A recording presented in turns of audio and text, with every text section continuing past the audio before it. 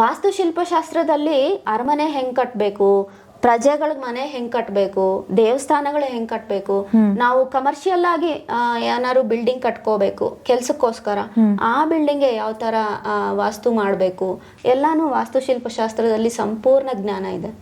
Okay, so ಇವಾಗ example ಎಲ್ಲರಿಗೂ ಸ್ವಂತ ಮನೆ ಕಟ್ಕೊಳಕ್ಕಾಗಲ್ಲ. ಸೊ ನಾವು ಸಿಟಿಯಲ್ಲಿರೋದ್ರಿಂದ ಒಂದು ಜಾಗದಿಂದ ಒಂದು ಜಾಗಕ್ಕೆ ಹೋಗ್ತಿರ್ತೀವಿ. ಸೊ ನಮ್ಮ ಡೇಟ್ ಆಫ್ ಬರ್ತ್ ಪ್ರಕಾರ ಅಥವಾ ನಮ್ಮ ಜಾತಕದ ಪ್ರಕಾರ ನಾವು ಹೋಗೋ ಪ್ರತಿಯೊಂದು ಮನೆಯಲ್ಲೂ ನಾವು ವಾಸ್ತು ನೋಡಬೇಕಾಗತ್ತಾ, ಅಥವಾ ಹೋಗಿದ್ದ ಮನೆಯಲ್ಲಿ ನಮಗೆ ವಾಸ್ತುನ ನಾವು ಚೇಂಜ್ ಮಾಡ್ಕೋಬೋದಾ? ಆ್ಯಕ್ಚುಲಿ ಮನೆ ಬಾಗಿಲು ಮಾತ್ರ ಮನೆ ಯಾರ ಯಜಮಾನ ಇರ್ತಾನೋ, ಮನೆ ಯಜಮಾನ ಯಾರಿದ್ರೆ ಅವ್ರಿಗೆ ಜಾತಕದಲ್ಲಿ ಅವರ 4ನೇ ಮನೆ ಅಧಿಪತಿಯ ದಿಕ್ಕನ್ನು ನೋಡಿ ಆ ಮನೆಗೆ ಹೋಗಬೇಕು.